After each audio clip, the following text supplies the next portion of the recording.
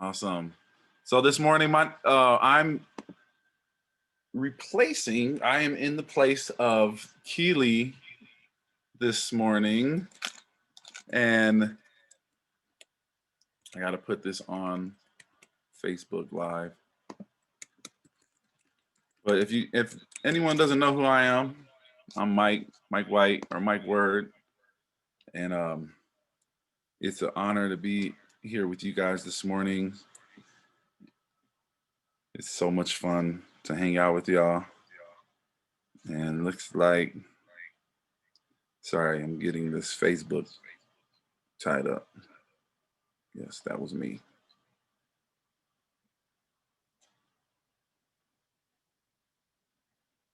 All right. Choose into group.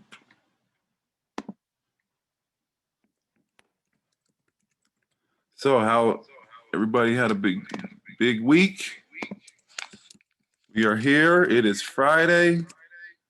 You made it through another week. Congratulations. Another strong. I'm proud of everyone. All right. See my face. There I am.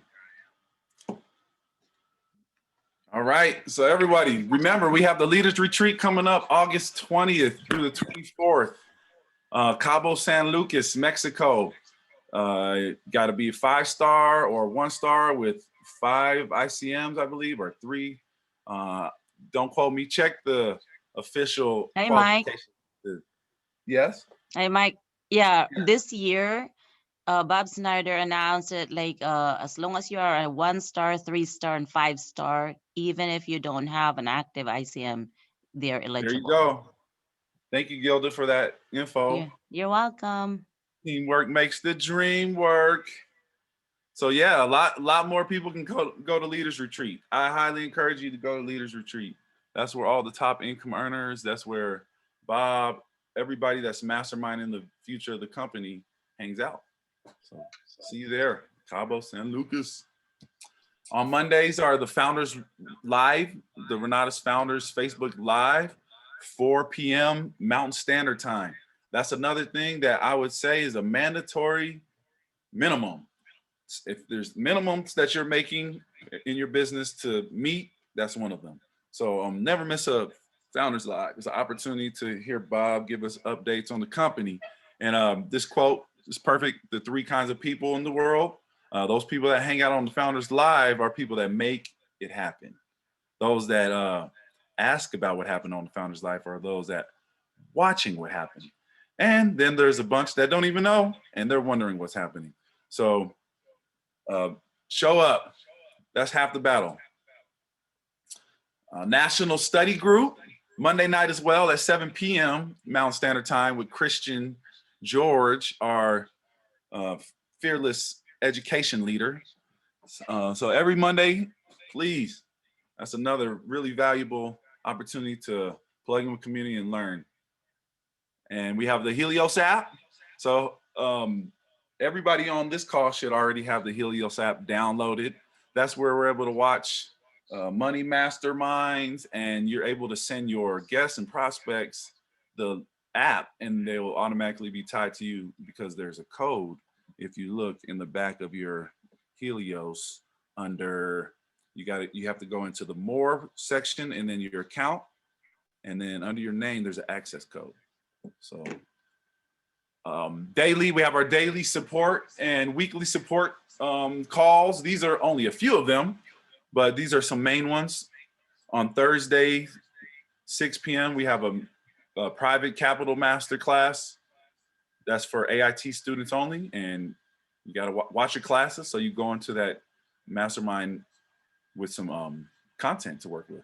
And then every day after this call at 9 a.m., we have a daily real estate action mastermind. It's the Dream Call. This is for all students are welcome. You just have to have an OES subscription, optional event subscription. This call is super powerful as well. So we should definitely see some more people starting to hop onto that and mastermind around your real estate deals. So I know a lot of people are in this and they're marketing and they're doing real estate. So using that wealth cycle, there's 2 opportunities right there to plug into some real estate training. That's beyond what corporate offers us for support. So yes, teamwork makes dream work. I'm gonna say it a million times. And then we have the daily team calls happening right now, 8 to 9 a.m. And like I said before, hop on the OES, go to www.oes.com, and you'll get some instructions on how to become a part of the optional event subscription.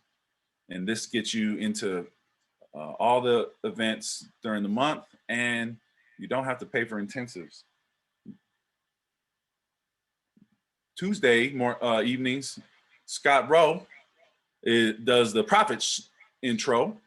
So if you have people that are interested in international business, spreading their business internationally, this is the intro for you to get your people into.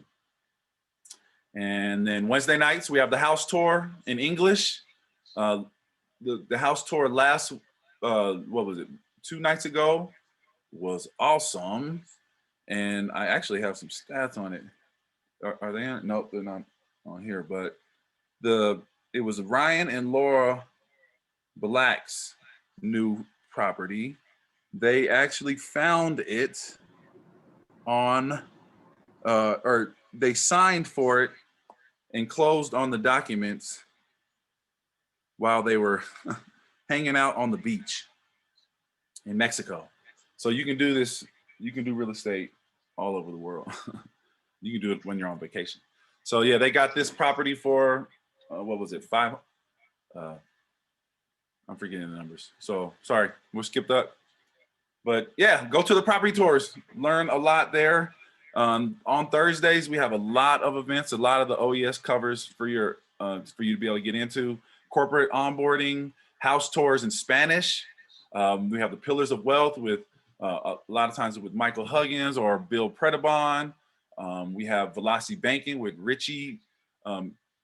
We have real estate study groups, multifamily and short term. So there's a lot of stuff going on Thursdays to plug into and keep your momentum building. And then all of our training calls for this morning call, you can find on the Facebook group. So the Renatus Team Elevate Facebook group, it should be in there. And also on YouTube, look up Elevate Renatus. Okay, so I don't have a picture of Christian, but before we get into that, we're gonna do a money mastermind.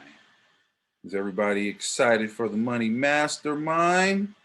If you're excited, somebody say yeah. No, I'm just kidding. Here we go.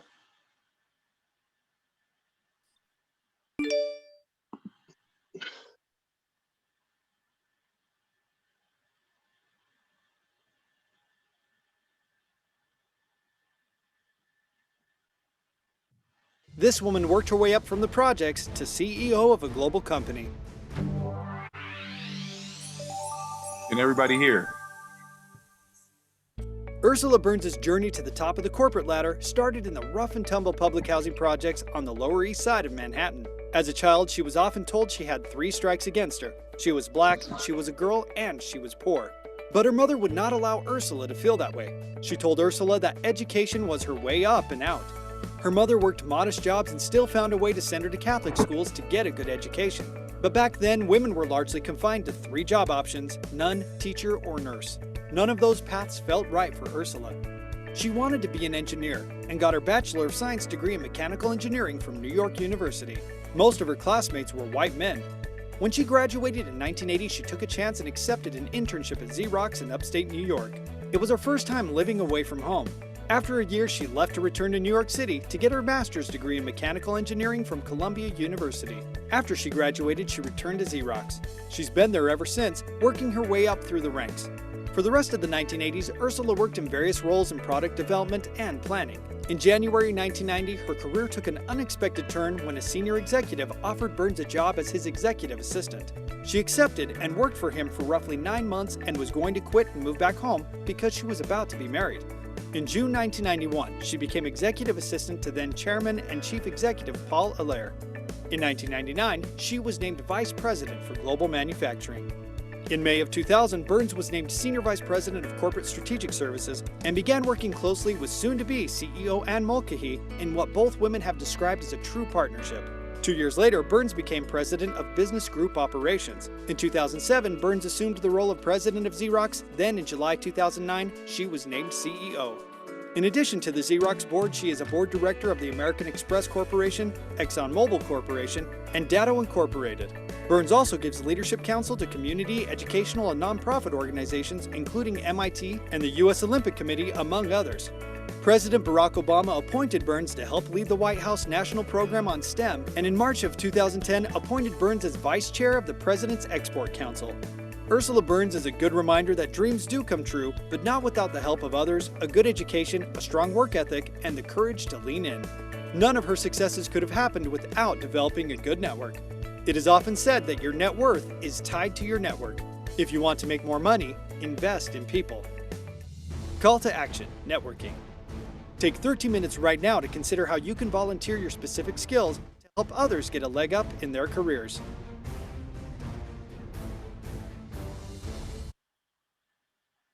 All right. Take a few minutes, let's say 3 minutes, and consider how you can volunteer your specific skills to help others get a leg up in their careers. Like Zig Ziglar says, you help enough people get what they want, you get what you want. So, all right, give you 2 minutes. I'll turn on some tunes.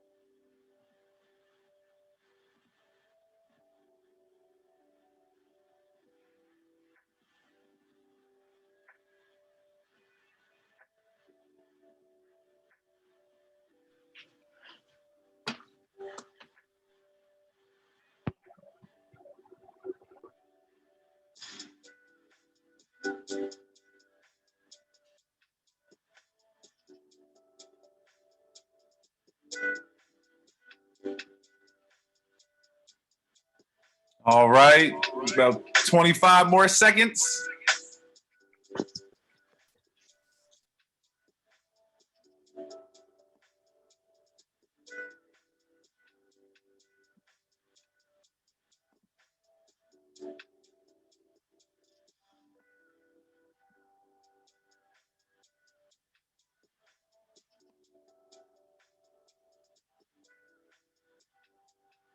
Okay. Would anybody like to share, or we can move right into the training, the Christian? I'll share. Okay. So yeah, I think honestly, looking through the Renata's information and kind of just taking more action and learning, I think that this product and really just the education itself to help, especially the youth, is something that I want to do. Being able to whoever wants to, and for those who don't know, to be able to gain this type of information and gain freedom and being able to do things their way in the future, especially coming out of going to college and not knowing the information, I'd have spent my money on something totally different. So definitely having this information, to me, and helping people, that's probably one of the best things that we could probably do, is just give financial literacy to especially to the youth. Yeah, thanks for sharing, Jakar. No problem. Awesome. So I think that Christian might continue this, but let me stop sharing this.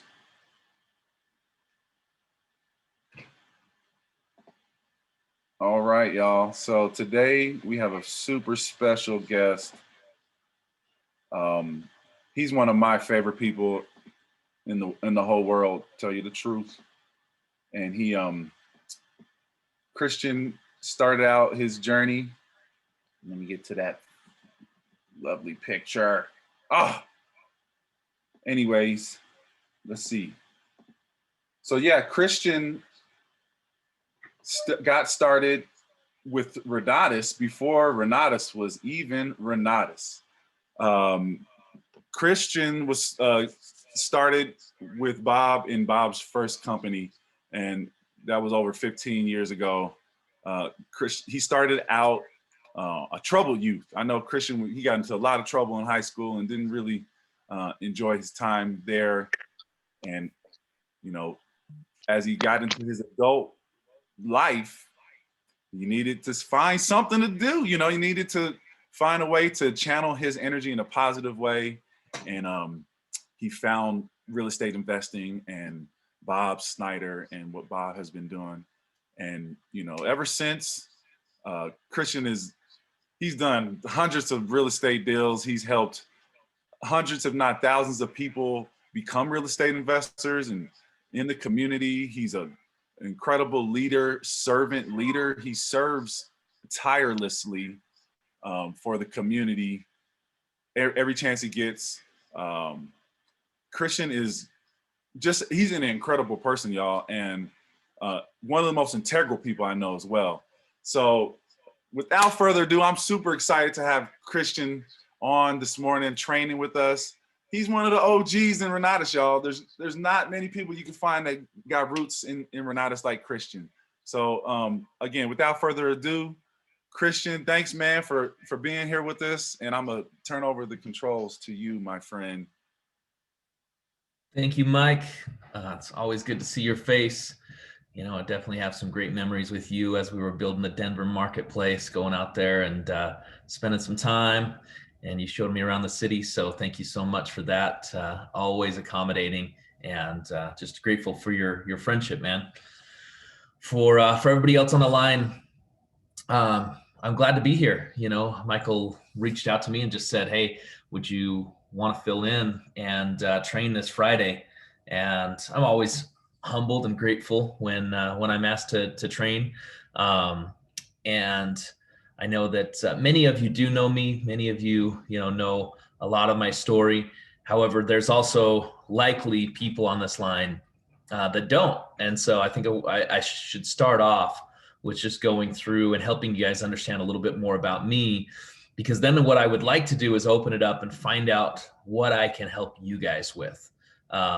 Because I could come in here and just talk at you, but I know that that's not the most powerful thing ever, right? I want to talk with you and assist you guys in getting to the next level. So just real quick background on me.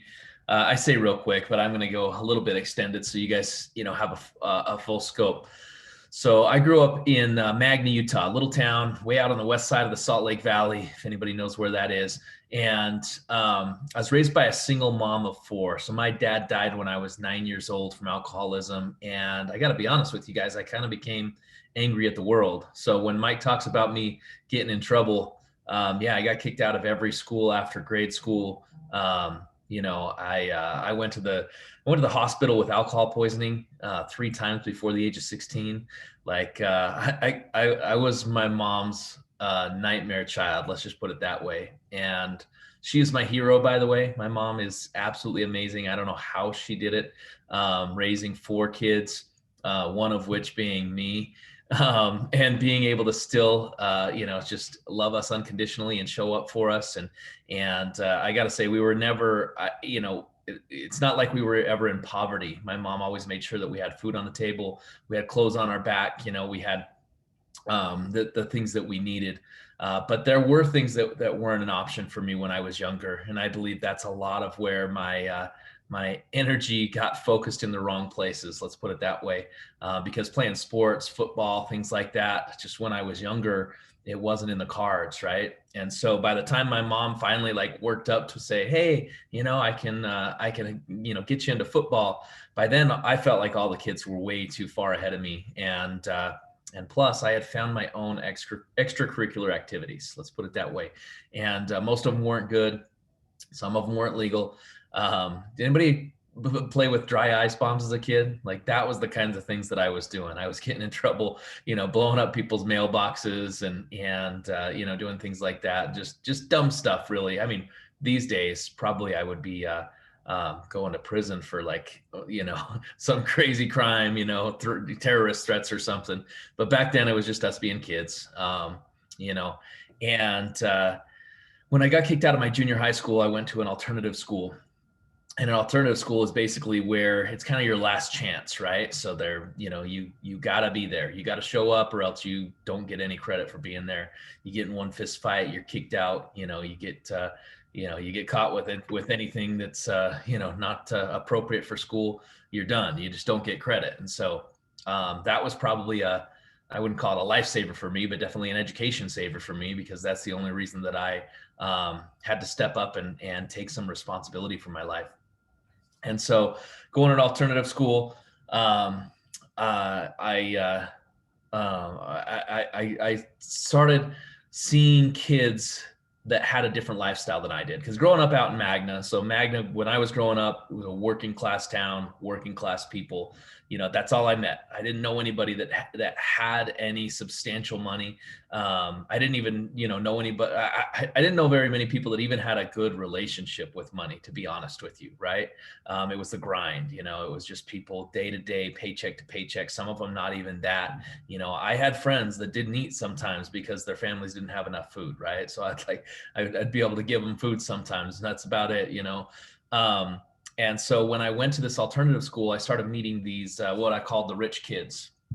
And these are kids that had, the 4-wheelers and the boats and the vacations and all those types of things. And what I paid attention to was those rich kids, so to speak. It wasn't the kids that were rich, right? It was their parents. And what I paid attention to was those parents always had something to do with real estate. So I had a friend of mine who his dad was a builder. They would buy these plots of lands and they would build out, these communities, and they did very, very well for themselves. I had another friend and it was a couple of friends actually. I hung out with both the brothers. They're the ones that had a 4-wheeler for every single kid, plus the boat, plus. And their dad owned rental properties. And so there was just this common theme that I paid attention to, both in my real life of the people that I was meeting and, what I was seeing out there as clear evidence, because it's kind of thrown in our face, right? Real estate is where wealth is made and where wealth is held, right? You can pull up your phone right now. In fact, I do this sometimes for people. I'll actually be on stage. If I'm on somebody else's stage, I'll say, all right, hey Siri, right? And of course, all these phones start going off, right? Hey Siri, what career do most millionaires come from? And always it comes down to real estate, right? So at 17, 18 years old, I started spending money on programs trying to figure out how to get into real estate. And if anybody's gone through many of the programs out there, the guru programs, the late night TV programs, right? I spent a lot of money on stuff that quite frankly didn't work, and it wasn't designed to. right? It was designed in most of these other models to sell me the next selection of education, the next coaching package, the next bus tour, the next, whatever it is. It's like they have this cycle that just keeps you buying, but not necessarily getting results. And I got to be honest, by the time I hit the age of 22, I was frustrated with the industry overall. Like, I was still studying some of those programs that I had, but I felt lost, and I felt frustrated from spending so much money, sometimes on personal coaching. They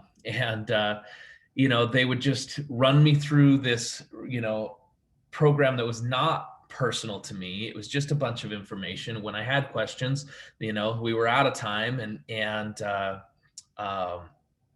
I was just looking for something that would work, to be honest with you.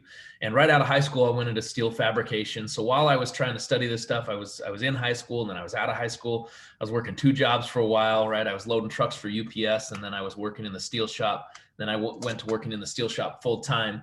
And I got to be honest with you, it didn't take much of the corporate world for me to figure out that was not a path that I would get ahead in.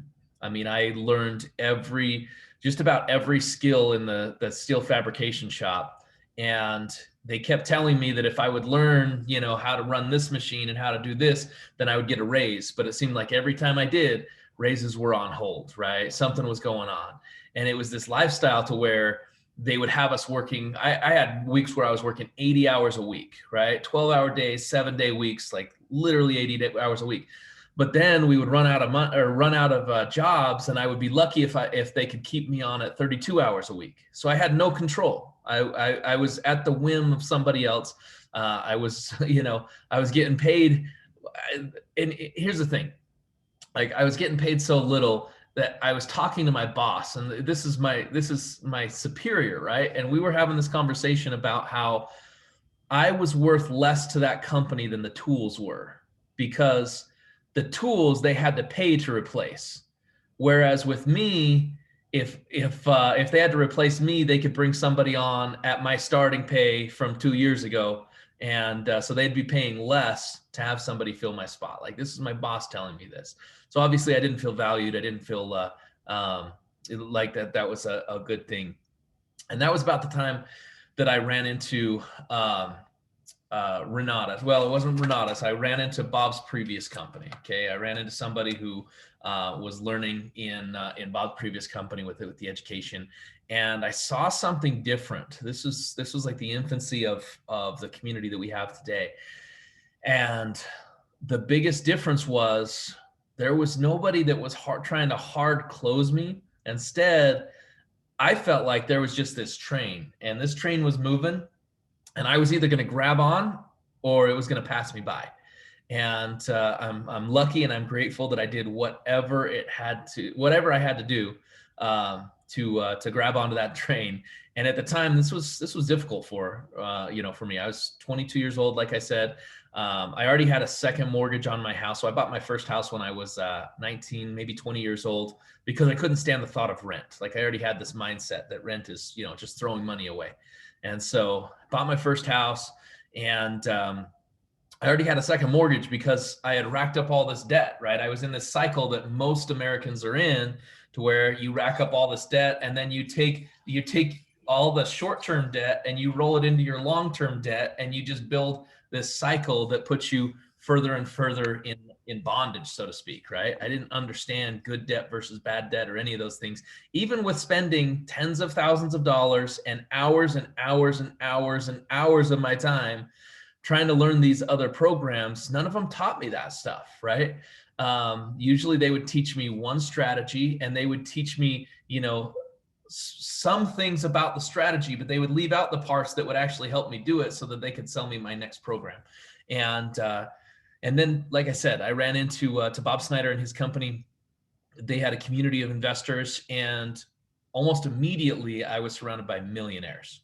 And these guys took me under their wing. I was really grateful for that. And I think the reason they took me under their wing is I just showed up. Like, everywhere I could, I showed up. And I showed up early. I stayed late. I asked what I could do to help. you know, I started, you know, I started just being there all the time. And so because they saw me there all the time, that was the key. Like, don't show up and say, hey, can I start bringing the equipment? I know you've never met me before, but, you know, can I take that, you know, $4,000 worth of equipment and, you know, bring it next week? Like, that's not going to happen. Right. But if you start showing up every single week, like I did, and you're always there early, you're always there late, you're asking what you can do to help, you know, and not just asking, but just doing, right? Like, there's so many things that are going on when we're hosting events, when we're putting things on, to where you can just fill in, right? You can just show up and do those things. And so that's what I did. And I had some really great mentors. I call them mentors, right? In this community that helped me through the process. And I started getting into to real estate by the time I would think I was 24, I believe. Don't quote me on all these ages and numbers, but 24, I had over $3 million in real estate. Over $1 million of that was equity. And, you know, I thought I was on this like skyrocket path, but this was June of 2007. So if you guys know what started to happen in June of 2007, my whole world got shook. Like, everything got turned upside down. It was this whirlwind because we still had a lot of resources. So it felt like we were doing well, but we were, you know, I was like trying to hold on, me and my business partner, to all these things and keep things together. So I went through this whirlwind from 2008 to about 2010, which the whole world got shook up, right? And I just definitely got, you know, got turned upside down. And ended up losing everything, guys. Like, I was at this point in time in my life where I didn't know what was going to work. And a lot of my previous mentors in that company they left. They were going and figuring out other things, which we saw a lot happen in the downturn of 2000. Everybody says 2008, but really started 2007, and it went, you know, for a long, long time. And I had a decision to make at that point in time in my life. I mean, this is the second time that I had lost everything, because honestly, when I first got started in real estate as well, I quit my job way too early.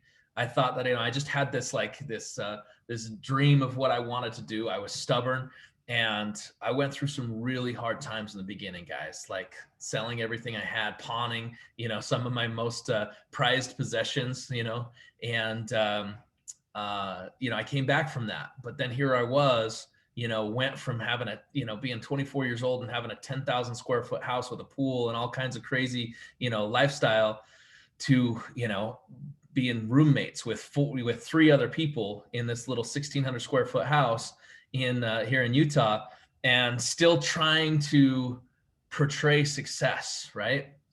And I had a decision to make.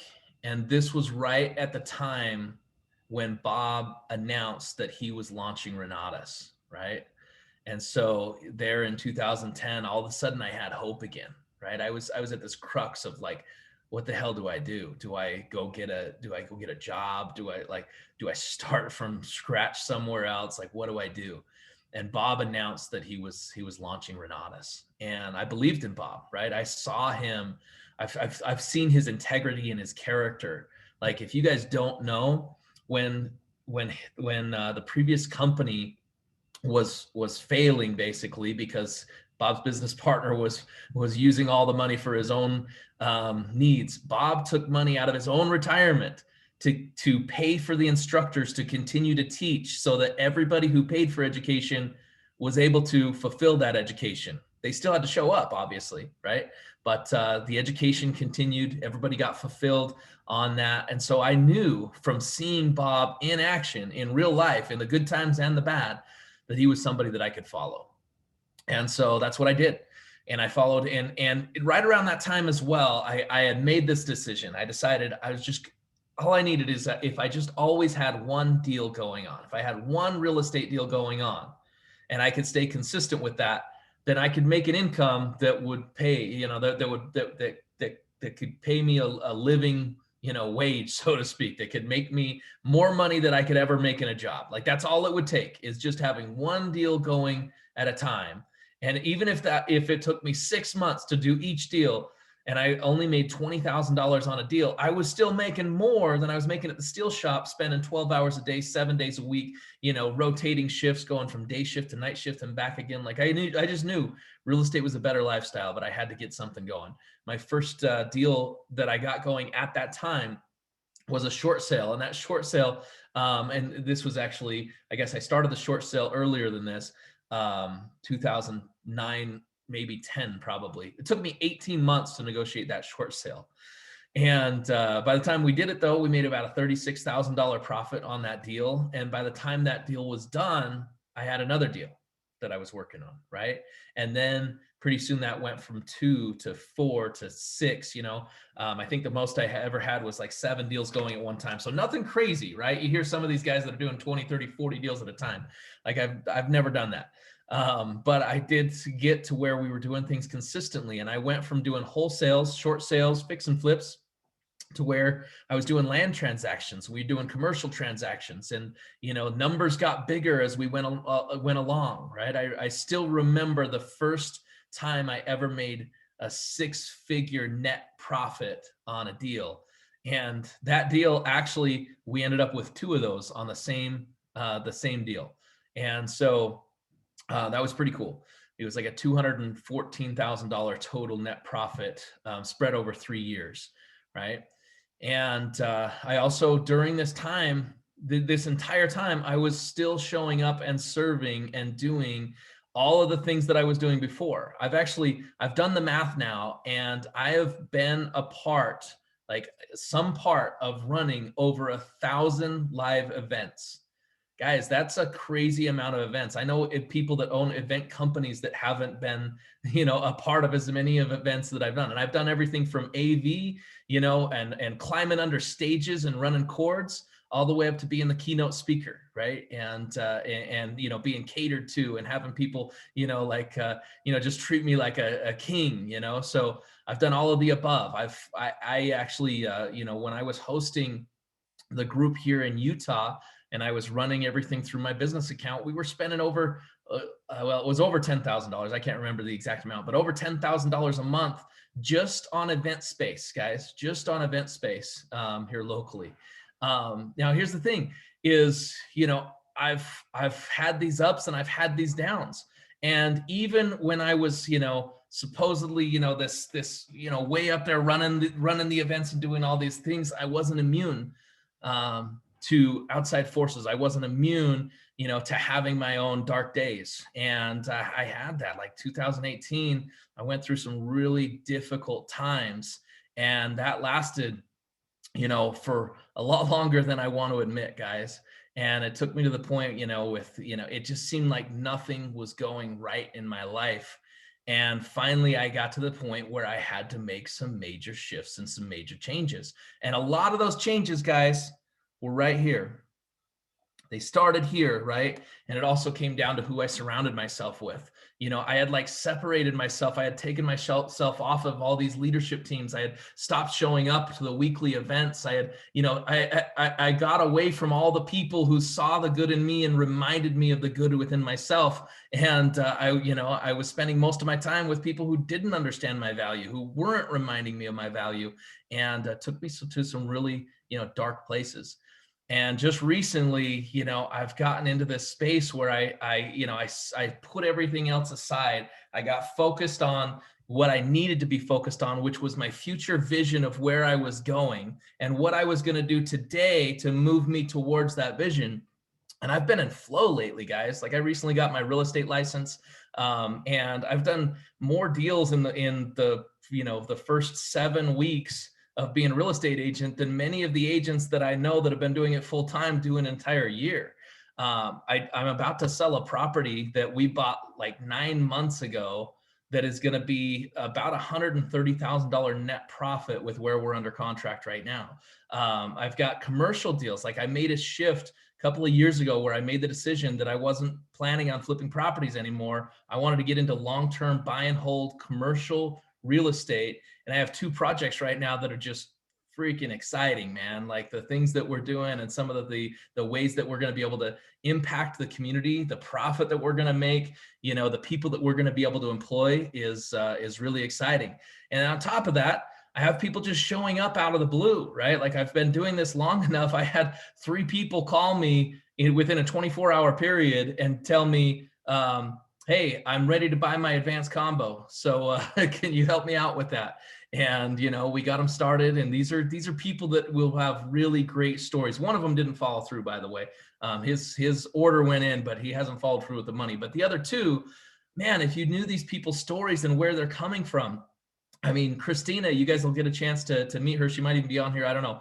Christina is a lady. She's a single mom that she was offered a raise at her work, and the raise would have actually put her into a different bracket that would have made her less money. She had to turn down a raise at her job because it would have taken food off of her kid's table. And, you know, to be in that position and to say, you know what, I just have to do something dramatically different. And to finally, after she looked at this information for years, say, I'm ready. Whatever it takes, just tell me how to get started. And now here she is. She's plugging in with all the trainings, and I'm really excited about her success and what she's going to create. So just making an impact on other people's lives.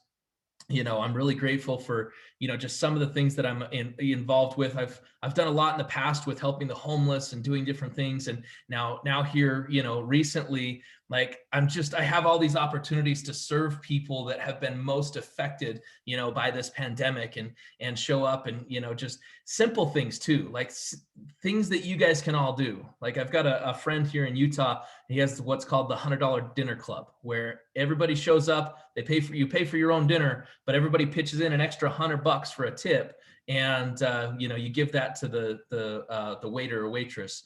And I've been able to do that, you know, not just in a group setting, but also on my own. Like, you know, I go to dinner and I can see like somebody is you know, just in this position, they're working their butt off, right?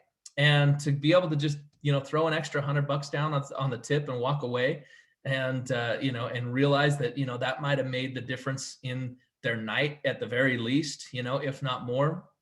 Like, I wouldn't have those opportunities, I don't feel like, or at least I don't know if I would be bold enough to act on them if I wasn't involved in this community, if I wasn't surrounded by people who were doing great things. And the biggest thing that I can tell you guys right now is it comes down to what you're putting into your mind and who you're surrounding yourself with.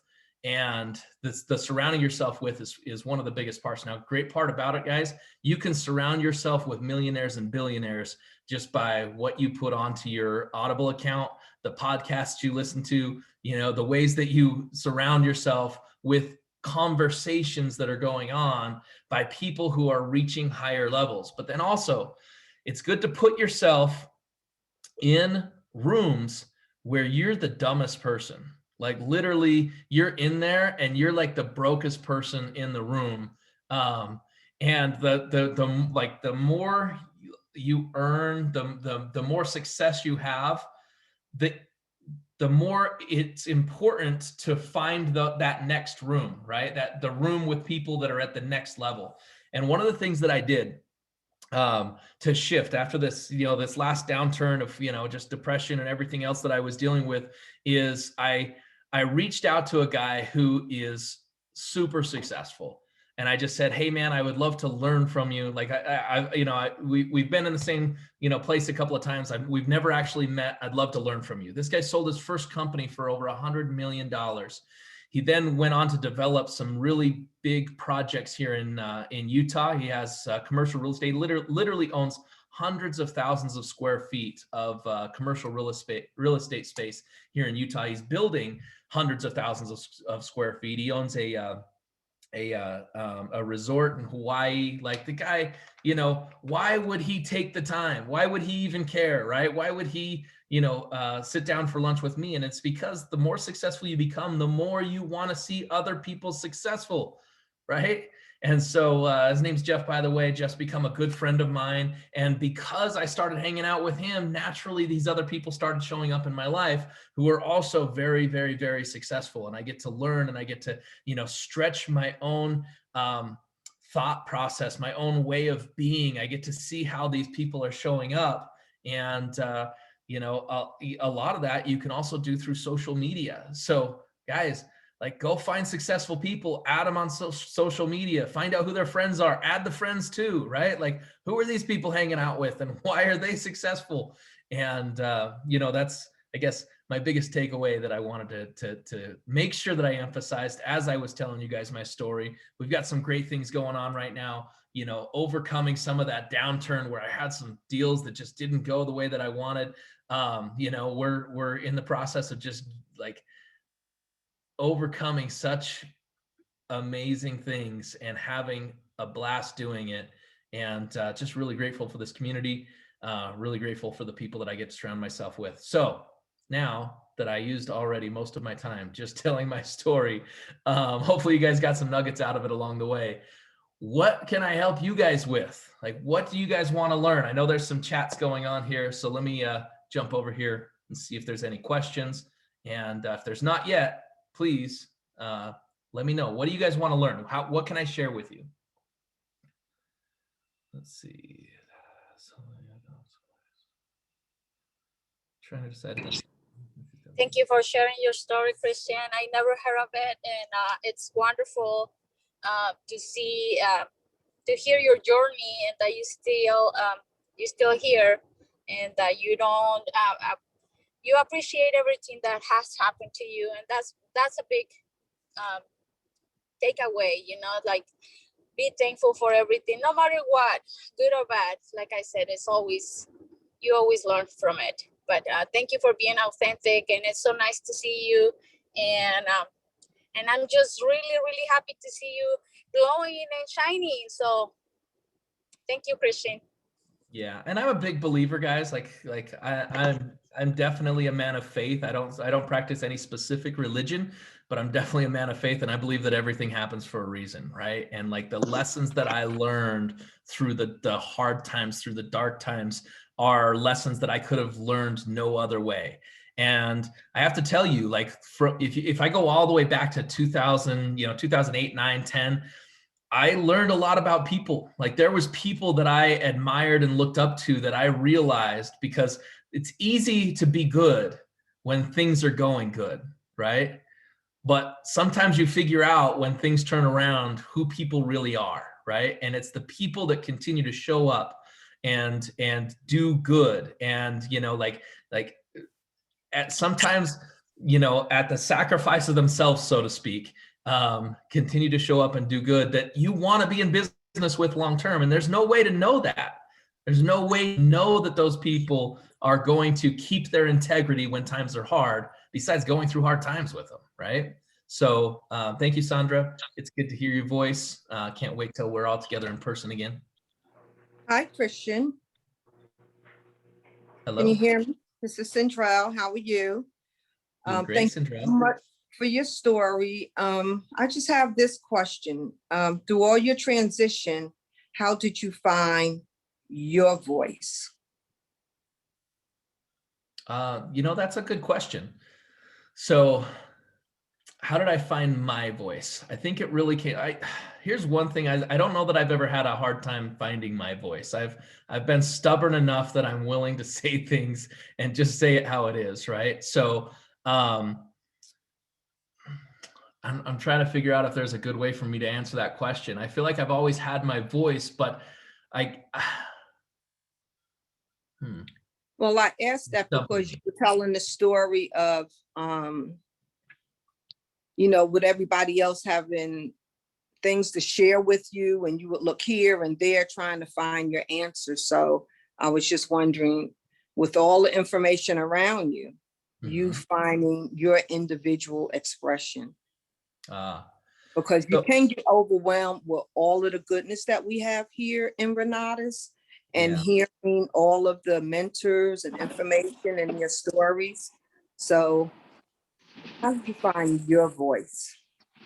So this is actually one of the most beautiful things about Renatus and this community and all the education that we have is, you know, you have to look at things and you have to take what feels right to you. Because if you go on and you study the education, right, and you jump on with John Dessauer and you learn about multifamily units, guess what? All of his information is going to say buy apartment complexes, own multi-units. It's the only way to go, right? But then if you go over and you jump on and listen to Jeff Armstrong, what's he going to say? You don't want to own any real estate. All you want to own is the paper. Like, that's all you want to do. If you jump on with Chris Albin's going to say, nah, single family homes is the way to go. Like that, like you're going to have all of these opinions that are based off of their experience. You got to take from all of that and find out what feels right to you.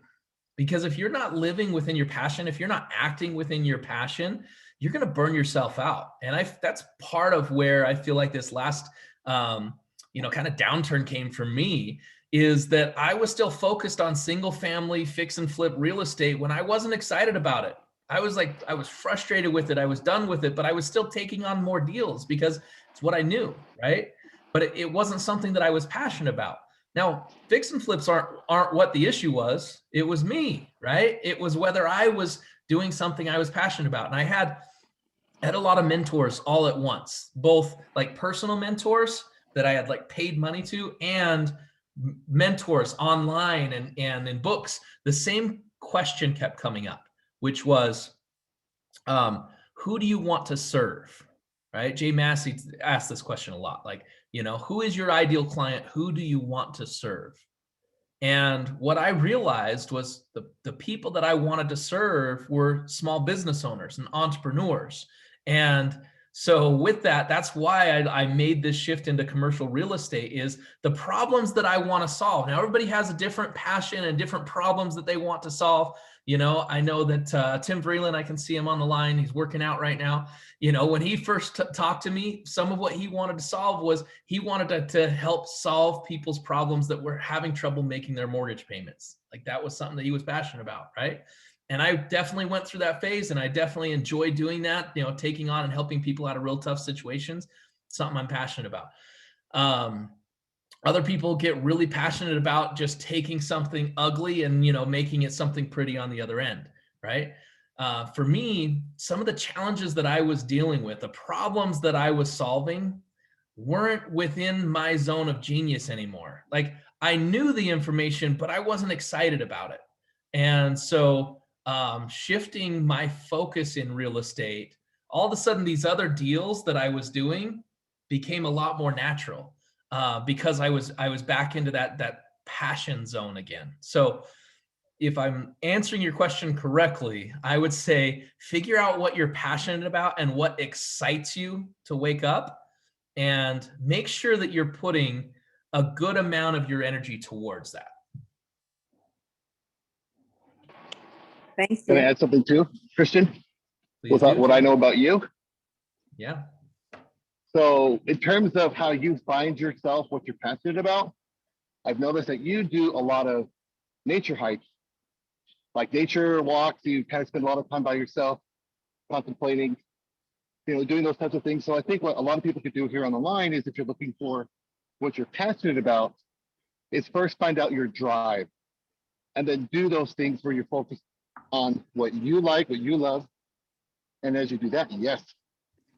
And as you focus on you and what makes you happy, not what makes everybody else happy, then what you're passionate about, what you want to do, starts coming forth. Does that make sense? Because I remember, like, when I sat down, I did a one-on-one with Woody, and he said, okay, Tim, tell me what your goals are, what you're passionate about. And I'm like, I don't know. Everybody's told me what my passion is. I usually do what people tell me to do. Like, what's your 5-year goal? I don't know. What's your 10-year goal? I don't know. I want to be retired, but I don't know. I don't know how to get there, So when it comes to like you and what your personality is, what makes you happy, a lot of times we focus on making other people happy, because maybe that's what you were doing, Christian, is that you were focusing on making other people happy so much that it was tiring to yourself, to where you finally started going down in depression, until you turned that around, started doing things that you wanted. And once you did that, everything started coming together. And now you're back on top. Absolutely.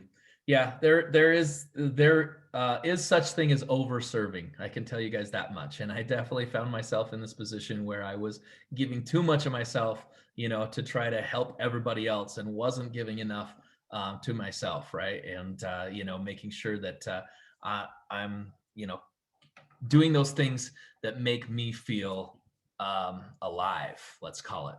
And another thing that I will share with you guys, like, it's going to be those things that you do when nobody's watching that make the difference. Okay.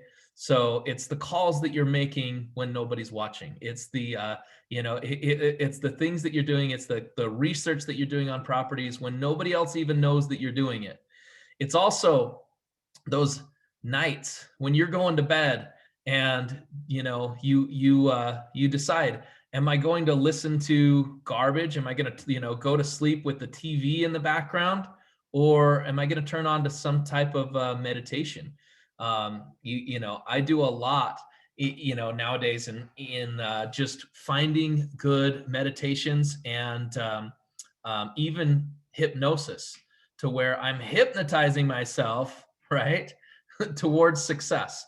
And there's some great ones out there. I actually started listening to one. I went through a few of them, and I realized that I've known this guy for years. Actually, on Facebook, I've been connected to this guy, and he put out some great hypnosis meditations that you can actually just let play in the background while you sleep. So I do those things, right? I'm willing to do crazy stuff that everybody's like, are you really gonna, hypnotize yourself? Well, yeah, if it's for something good, like, I might as well, right?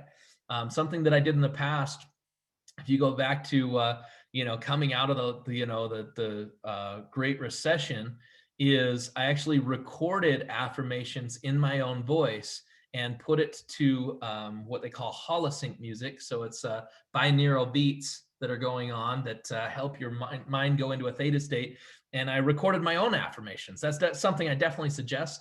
If you know what you want, then put that down, write it down first, speak it out. It's so easy to do, guys, especially with technology these days. I mean, you can literally use your cell phone, right, to put this together. When I did it back then, it was like I had to, record the stuff over here and then move it over here and then take this. So, and I just pieced it together. And back then it was still easy enough to do. So something that you guys can do that will help you is make sure that you are the one that's controlling the information going into your mind consistently. And sometimes I know, like, you're going through the day and it's all you can do. Like, you're having to take information from everywhere else. So when you get those quiet moments alone, make sure you take some time to remind yourself, to hypnotize yourself, if you will, of where you're really going and who you are and the success that you desire and your connection to God and whatever it is that's important to you. Glenn, this book, Woody Woodward put this out. If you want to get a copy with a bunch of bonuses, go to Woody's Facebook page. He did a post recently where he's still doing some good giveaways for this. So it's just Drive Sales, Woody Woodward. Don't go buy it off of Amazon or whatever, though. Go to Woody's page and you can get some extra bonuses with that. All right, guys, I'm just over the top of the hour. Is there any final questions or final things that you guys would like me to cover? I do see Rob. That is a great story. We're going to have to save that for another time because that story would take up another 15 minutes probably. But if you guys want to hear that story, just request it.